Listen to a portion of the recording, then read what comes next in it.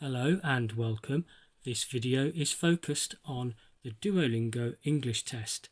I've taken a sample question from the writing section. I found it on one of Duolingo's YouTube videos. I've also written an answer to this question. As we look at the answer, I hope that you will learn some interesting and useful words and phrases that you can use in your own writing. To make this video a little bit more interesting, I put two small mistakes in my answer. Can you find them? I will show you where the answers are at the end of the video. Let's start by looking at this prompt. An implication is a likely consequence of something happening. The prompt doesn't say that I have to write about positives and negatives, but that was my decision anyway. For me, it's easier to think of ideas when I consider opposite sides of a topic. From my standpoint is a phrase we can use when we want to express our opinion or attitude.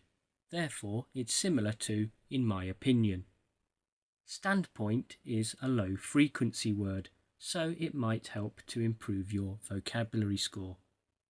Life expectancy is the amount of time that a person can expect to live in a particular country. When we reap the benefits, it means that we receive good things because of our actions. This word can be in singular or plural. When we play a role in something, it means we are involved in it and we have an effect on it. Vital means very important. As, in this context, is a synonym of because. I've highlighted this word because I used the British spelling. If you prefer American spellings, then just change around the R and the E. On the debit side is a nice phrase that you can use to talk about negative points of view. You should use this phrase after you have discussed the positives.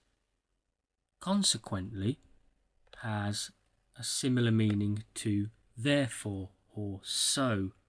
We typically use this word at the beginning of a sentence and make sure that you use a comma afterwards.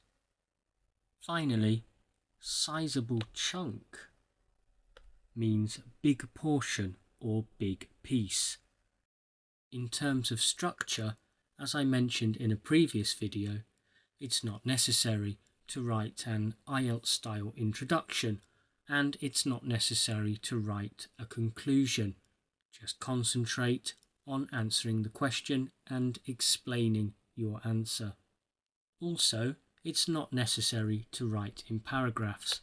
I've used paragraphs, but that's just to make it easier for you to read the text.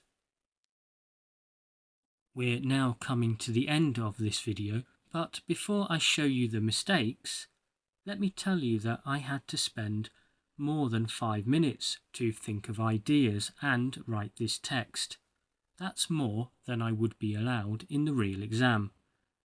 Therefore, we can safely say that Duolingo English Test is not an easy option.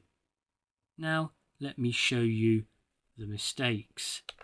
Here we need an adverb, so we must add ly. And here we need to delete the ing because we need an infinitive verb. And now we've come to the end of this video from the 5-Minute Exam English channel. I hope it was interesting and useful for you.